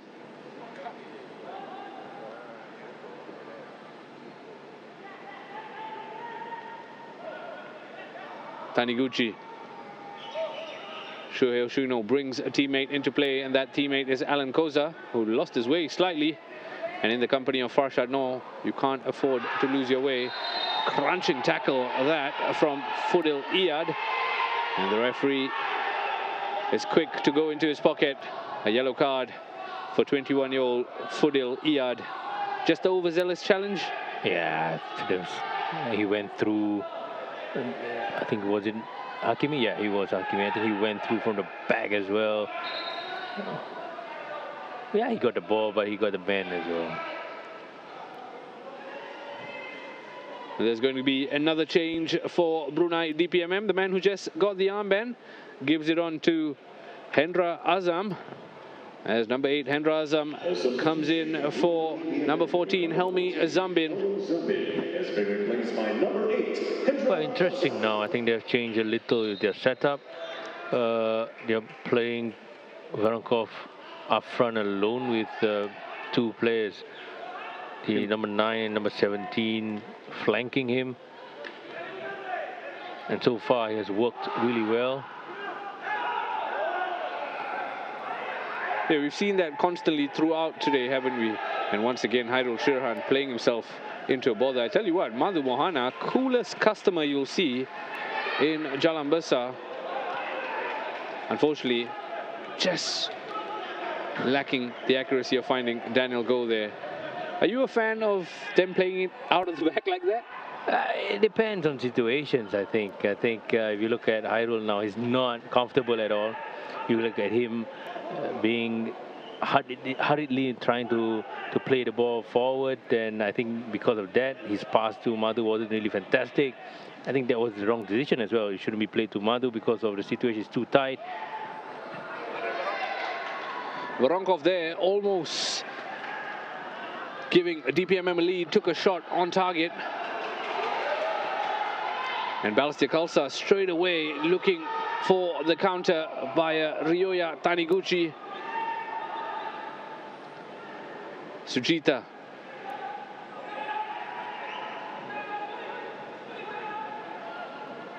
Darren Tay on the scene to provide options. Back to Sujita. Receives it back from Taniguchi. The flag eventually goes up against Sujita. I'm guessing it's for when he received the ball back from Taniguchi in that tight situation. Again, they're waiting, they're playing the ball to the sides, waiting for the vertical space to open up. And again, it's all about timing. You can see here, Sugita again being allowed to drive forward. Yeah, I think maybe half a yard offside from Sugita. This was the earlier chance for Andrei Voronkov. Stung the palms of Hairul Shirhan. Straight at him, really. Shirhan had no excuse but to save that. Nonetheless, a chance for Andrei Voronkov, who, as you touched on earlier about this new Brunei setup after the changes, hasn't had too many shots. We've seen him knock the ball down plenty. And for now, though, Najib Taref had a job to do, and he did it to the best of his ability. Chance continues to bubble on for Balestier Khalsa. Daniel to his skipper, Ho Ai Lun. Fallen kindly to Ryoya Taniguchi, who looks to set himself up for the shot. Shot on target. Outstanding save from Jaime Niaring.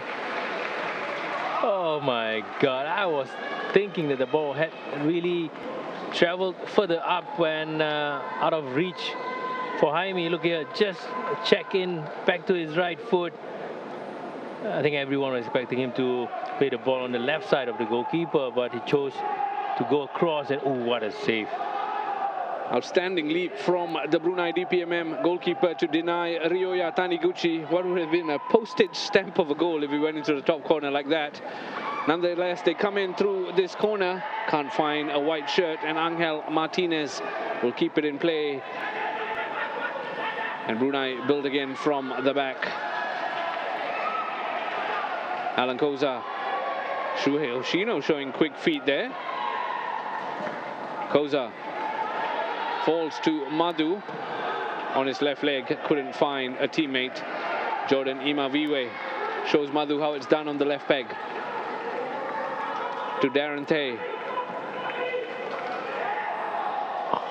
Just overcooked cross from Darren Tay. Two players waiting, two big players waiting at the far post.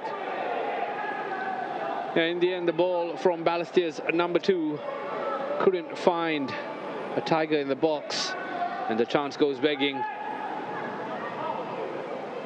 I know we were slightly spoilt in the first half, but we haven't seen that many clear-cut chances, especially since Daniel Gold raced clear at the start of the second half. But not for the lack of trying. Both Brunei DPMM and Balestier Khalsa have had half chances to try and nudge in front in this contest. Remember, both these teams led this game at one point or another, and both have seen those leads evaporate. Ryoya Taniguchi is on the deck, clutching his mouth, and that calls for the medics. Let's have a look at what happened. That's no intention, of course, for the elbow. I think he was just putting his hands out to protect himself and also to screen the ball away from the oncoming Taniguchi. Farshad Noor there was the Brunei player who adjudged to have put his hand into Ryoya Taniguchi's face. Good to see Taniguchi up and about. He should be all right to continue. The referee, Helmi Fuad, just having a word with Farshad Noor.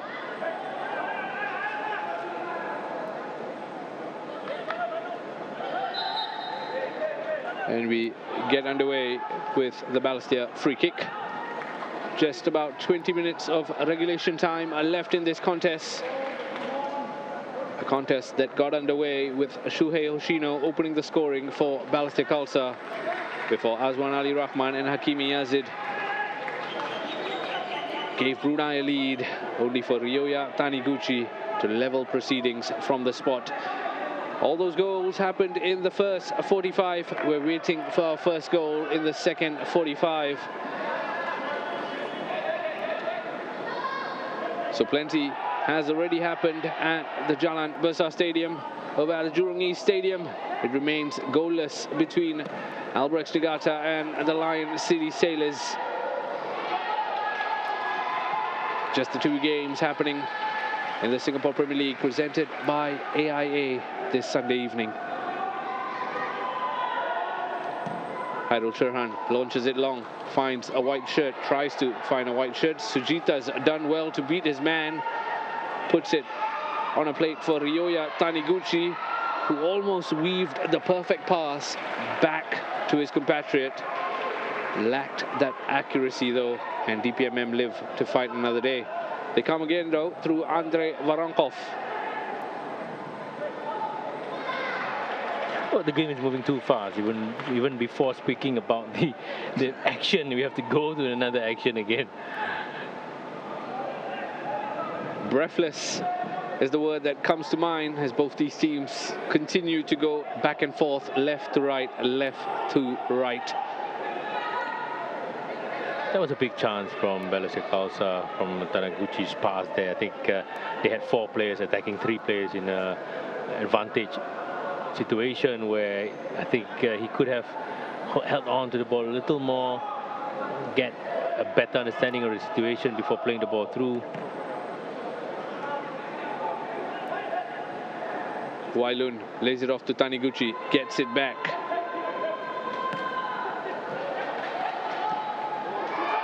Long ball forward, giving Daniel something to chase. Are you surprised that Peter Diru hasn't turned to his bench just yet, considering Brunei have made 2 changes? I think that the obvious choice for him at this point of time, I think defensively they are okay. They are not conceding a lot of chances to them. They are managing the changes from DPMM after Azwan Ali came out decently well. The only change would be Ignatius Ang, and I think he's waiting for maybe another 5-10 minutes before creating another option to play for the ball through, or rather the player through. Speaking of players through, Masahiro Sujita might have been through if he wasn't brought down to the deck, and that's brought out a card. Indra Putra goes into the referee's book for this foul on Sujita. Clear as day, really, Kide. Yeah, no other choice for him as well. I mean, if he allowed Sugita to go through, something else might have happened. He's taking one for the team, and that's what you get when you bring down a player who is, I wouldn't say through on goal, but a big chance to go through on goal. Certainly a pacey player, Masahiro Sujita, and not a risk that Indra Putra was willing to take. They do, though, have to defend this set piece as Darante stands over this to swing it in, and hopefully, for his sake, find a white shirt. The ball comes in to the box. Once again, Niaring off his line, gathers quite quickly. Farshad to Yazid. Looking to find the run of Farshad down the flank, didn't come across. Wailun with the outside of his foot. Was Shuhei Yoshino fouled there? No, says the referee. It is a throw in. Najib Tarif.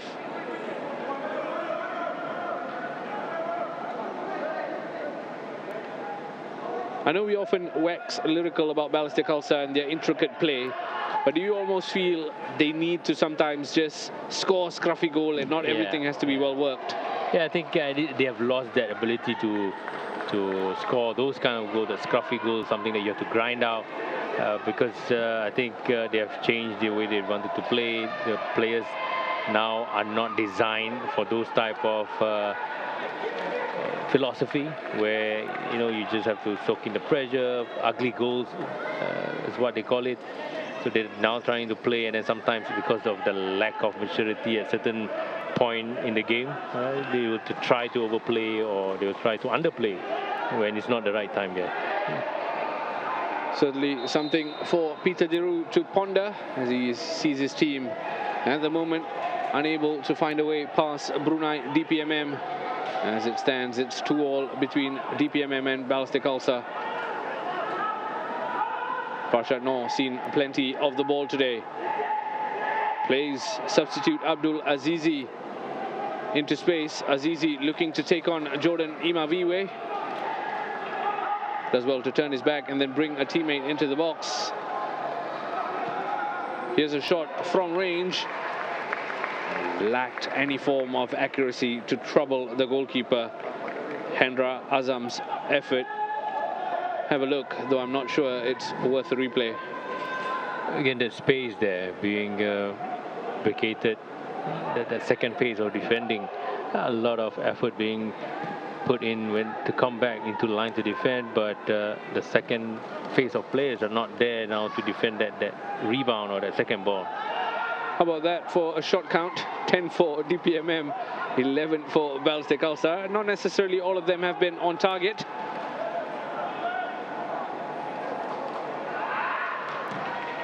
Khairul Sherhan taking no chances there, just clearing it high and wide. Balestier have done well to keep possession of the ball. Just as I say it, they lose it. Madhu steps up well against Andrei Varankov. Alan Koza to Wailun. Madhu Mohana has continued his run forward. Not picked up by the skipper though. Taniguchi has kept it alive. Madhu is giving him an option. Sujita has plenty to do. Important challenge that from Angel Martinez.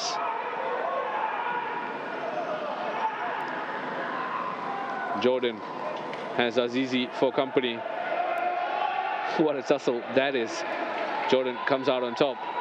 Oh, fantastic defending from the youngster. I think you have to give credit to him, how calm he uses his strength to just screen the ball away from Azizi. And Madhu has stayed up in that attacking move. That time though, his teammate couldn't find him. And there looks to be a substitution for Balestier Khalsa incoming. It is Daniel Goh who's come off for Shukri Nurhaizam. Number 23, Shukri Nurhaizam is on. Daniel Goh off. Are you surprised? No, not really. I think after he made that bad decision, his game just went downhill after that. Didn't really offer anything much, both in defense and in attack. Physically maybe tired out as well with all the individual battles. Good timing to send someone in to be more penetrative, a bit more energy up front. So a roll of the dice by Peter Diru to bring on Shukri Nurhaizam, who's on the ball and he's beaten his man. Talk about pace, he's showing plenty of pace, the substitute. Can't get ahead of Najib Tarif though. Does he get a corner for his trouble? Yep, I think he did, or rather he does. I think he has. Number 23, Nurhaizam, Shukri Nurhaizam, that is, has made 10 appearances this season already. The bulk of those coming on as a substitute. just 23 years of age. Yeah, I think if you look at the bench, if in every layman's obvious choice would be Ignatius Ang.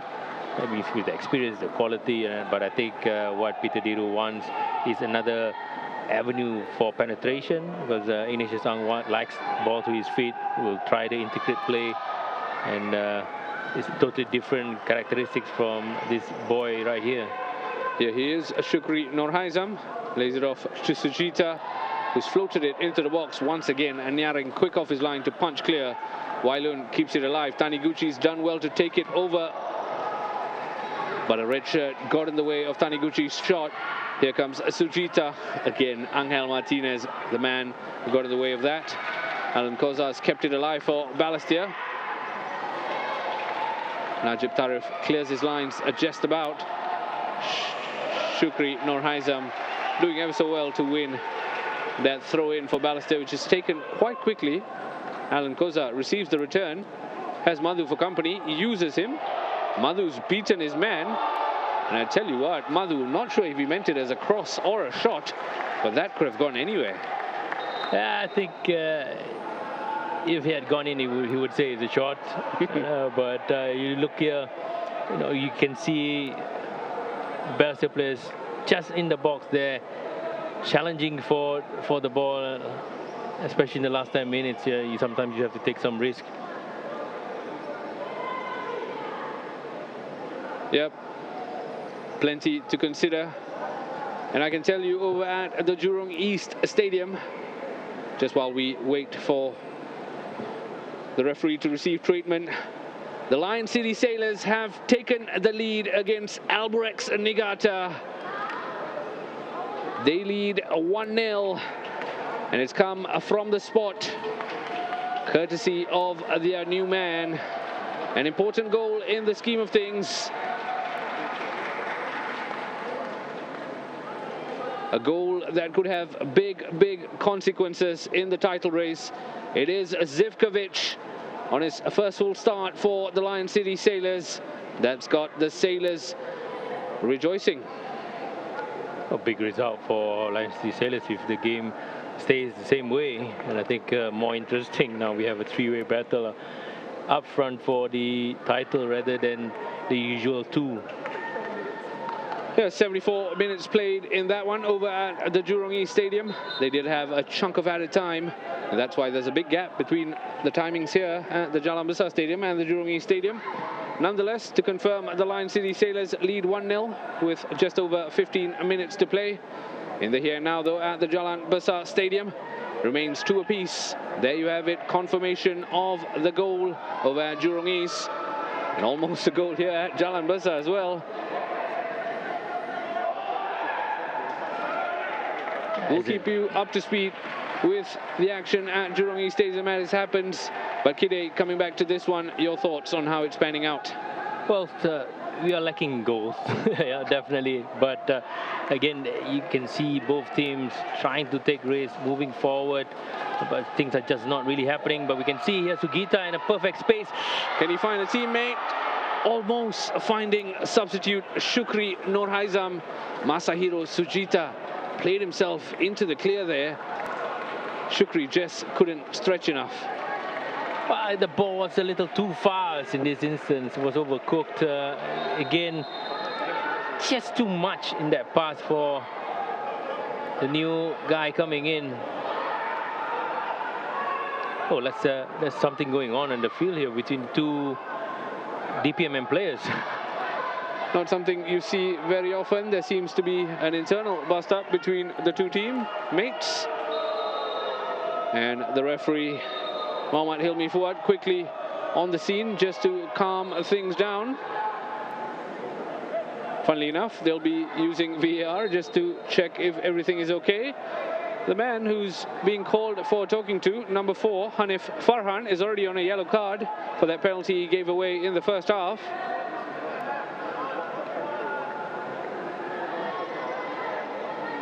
The other one is number 23, Indra Putra, who, funnily enough, is also on a yellow card. The captain coming in to put in a calming word. Oh, not so sure what happened here. Maybe this replay will tell us a bit more. But for now, let's look at that chance that fell to Shukri Nurhaizam. Well, the last time I saw these kind of things happening is between Lee Bowyer and Kieran Dyer. I knew you were going to bring up that Newcastle angle. There you can see, just out of your picture there, Indra Putra and Hanif Farhan, obviously in a disagreement with regards to conceding that chance. Nonetheless, we continue with 11 men for both teams. And for a second there, it fell quite kindly to Farshad Noor. Coming back to your Newcastle reference, it does slightly show our age, doesn't it? Yeah. Those are the times where we were really sticking our faces on the screen of the TV every Saturday and Sunday. Yeah, it certainly was. And I tell you what, I was as confused then as I was about 2 minutes ago, especially to see two teammates coming to a disagreement like that. Angel Martinez strong into the back of Masahiro Sujita. No foul, says the referee. Balestier play on. Darren Tay.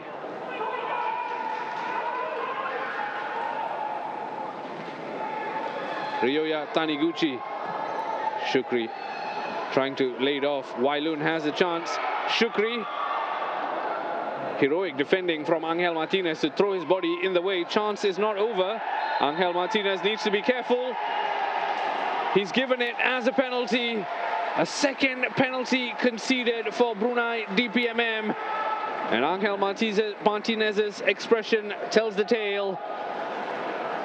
Oh, wow. I have no words to describe what just happened here. Let's look at the replay before we even say anything. I mean, he used his elbow and put it a little bit of force in it. And you can see the referee, Mohammad Hilmi Fuad, had a clear view of what went on. He didn't even need VAR. He was quick to point to the spot. And he's just explaining his decision to the Brunei DPMM team. And I'm guessing that signal to his ear means VAR will confirm his decision. I mean, Angel Martinez didn't even play the ball. Like, he was looking at Taniguchi, and he was just putting his elbow in with more force.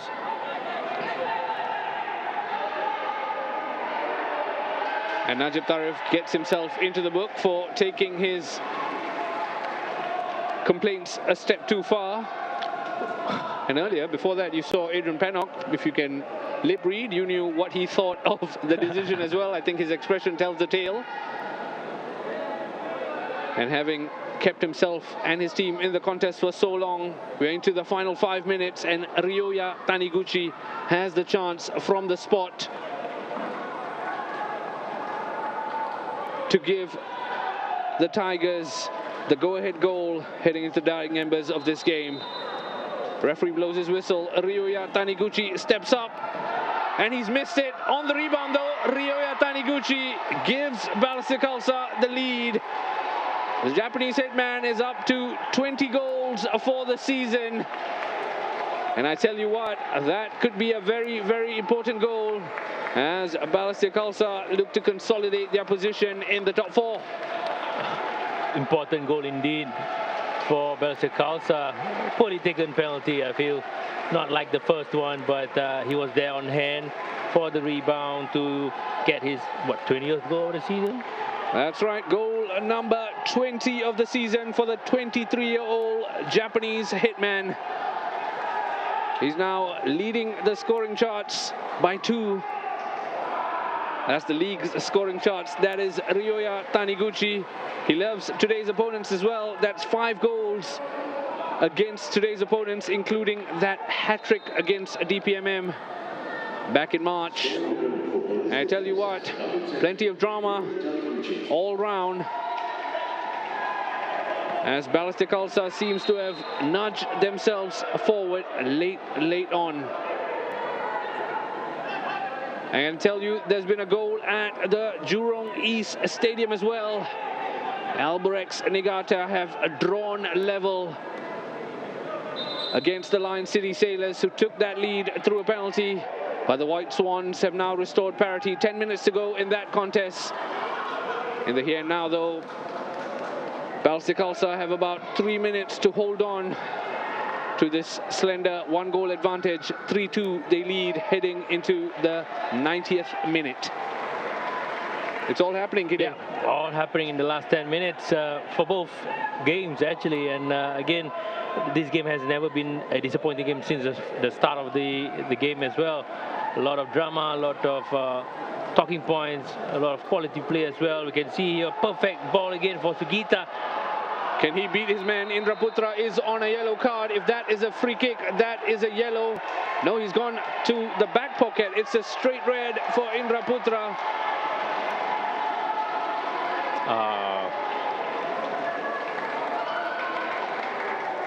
And Indra Putra is sent off, I believe, not for the first time this season. Again, how many times have we seen this ball being played by Hoshino over the defense? Oh, tough call. Really tough call. You know, nothing much in it. I think it shouldn't be a foul even because Yura Indra Putra is a huge player. He wasn't putting his body or rather anything across illegally. No hands. He was just trying to win the ball the way he should. Well, Indra Putra receiving a red card for the second time this season. And that's a set-piece opportunity. Remember, Ryoya Taniguchi has scored a few tasty ones already this season from a free kick. He's on a hat-trick and he's standing over at this one. While we wait for this free kick to be taken, quick score update from the Jurong East Stadium. Albrecht Nagata have completed the comeback. They now lead 2-1 against the Lion City Sailors. A quick-fire double for the White Swans. And that's put the Sailors on the ropes. They now trail 2-1 with under 10 minutes of regulation time to go. Kide, I'll get your thoughts on what's happening on that game very, very shortly. Let's concentrate on the free kick here for now. We've seen a stinger of a free kick in the first half. Will Ryoya Taniguchi find something special? I think Adrian Pennock now being given a talking to, or maybe somebody from the bench. Great shots here of what's going on. The referee has his card out. It is a yellow card for one of the members of the coaching staff. And Brunei DPMM have to hold on with 10 men into the 4 minutes of allocated stoppage time, of which I'm guessing there'll be a few more minutes added on as all this transpires. Ryoya Taniguchi and Ho Ailun, the two Tigers standing over it. A big space on the left of Jaime Nyaring. I think that's where Taniguchi is going to be playing the ball to. Here comes Taniguchi. Almost found the target. Let's have a look. Yeah, he will be upset that he didn't at least trouble the goalkeeper. I think he was comfortable for Jaime. Didn't really move that much as well. Close but no cigar for Ryoya Taniguchi.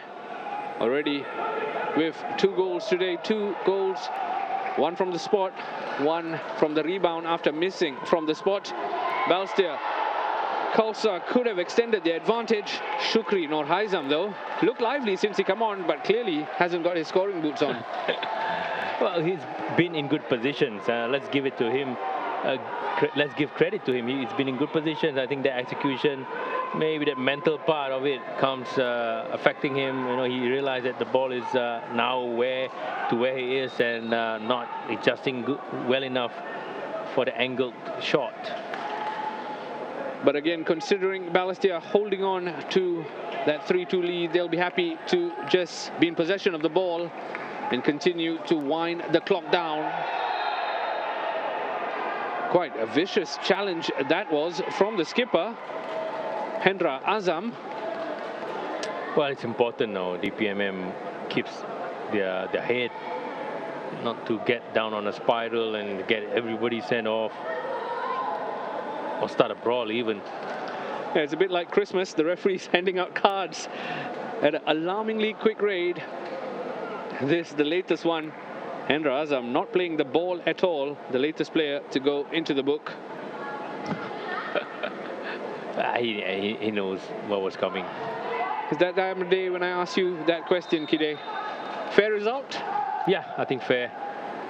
DPMM, especially in the second half. Yeah, a lot of hustling and trying to create chances, but never really got there in the penalty box to create anything or to trouble anything or anyone.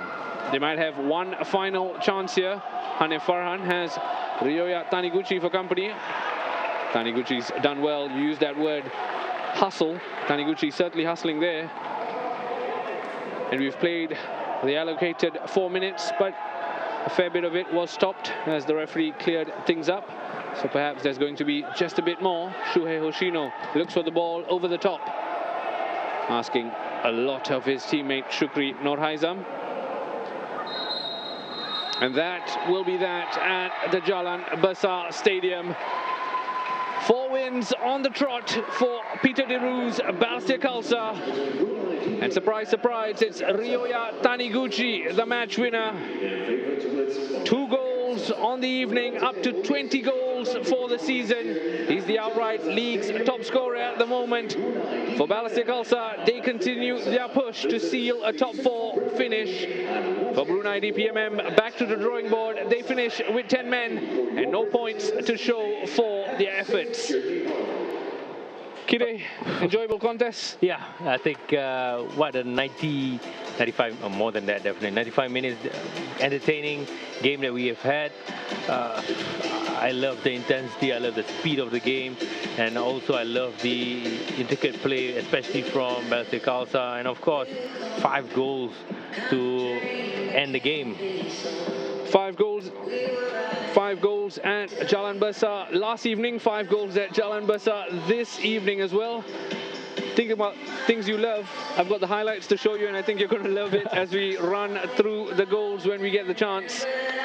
But Ryoya Taniguchi, one shy of stealing the match ball today. He did get a hat-trick early on the season against DPMM. Held himself to 2 goals today. 1 from the spot, 1 from the rebound after missing from the spot. Man of the match? Taniguchi, I think he's been producing the goods up front, doing all the hustling work in defense as well. And I think he really saved Hyrule's behind with all the mistakes that he has created for the team in this game, and I think thoroughly deserved as well.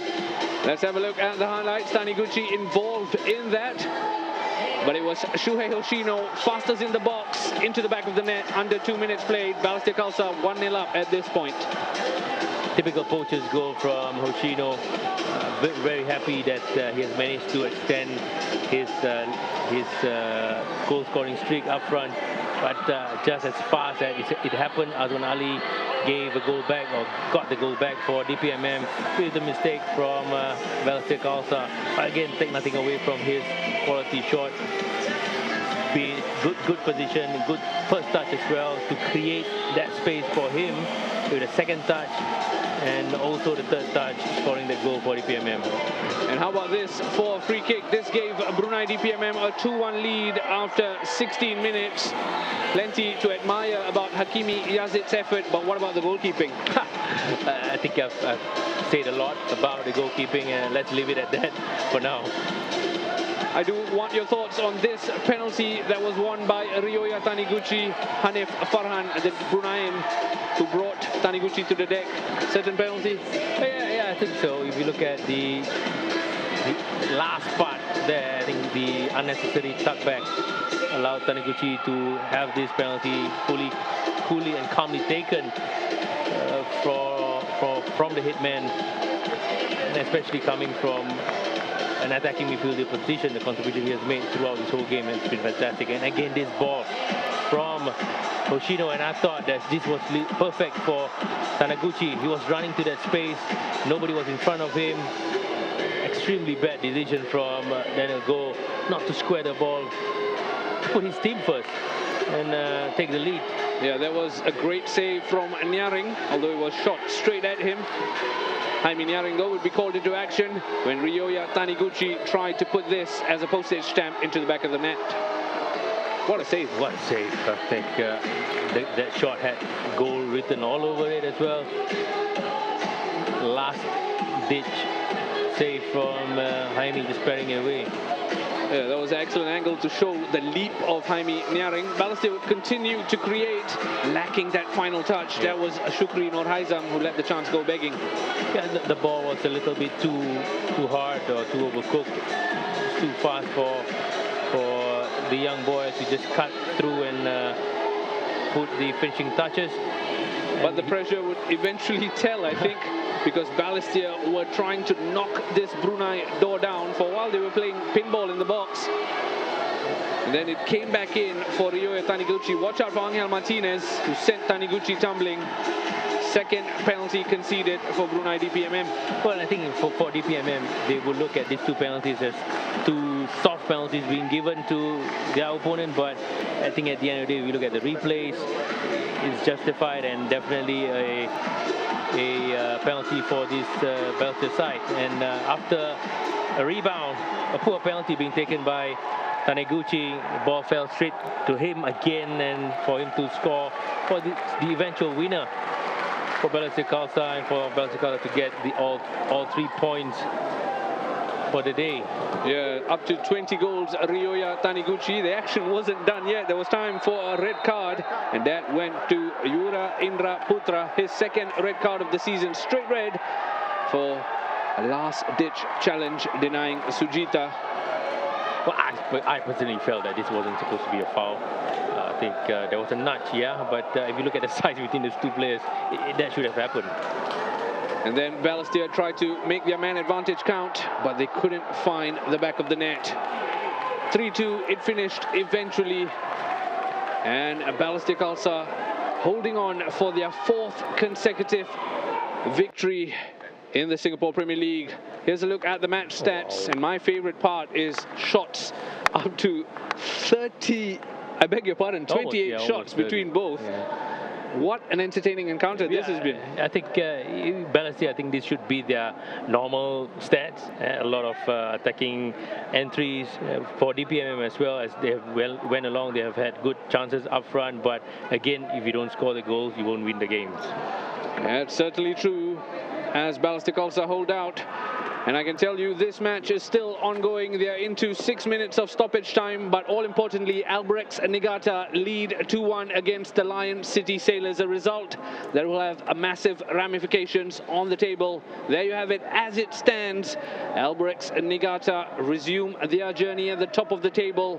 They will be pegged for 44 alongside Tampines Rovers. Have a look at fourth place Balestier Khalsa, though. They consolidate their position in fourth spot. For Brunei DPMM, they remain 7th. And I tell you what, the action doesn't stop coming. The Sailors are in action against Tanjong Pagar United on Thursday. Then Balestier Khalsa take on Hougang United on Friday. A doubleheader on Saturday.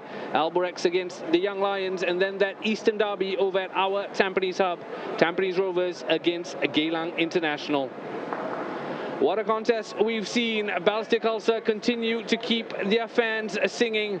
They seal their fourth victory on the top to maintain their push to finish in the top 4. On behalf of Kide Kamis, this is Ziaul Raushan signing off. We'll see you very, very soon for more Singapore Premier League action.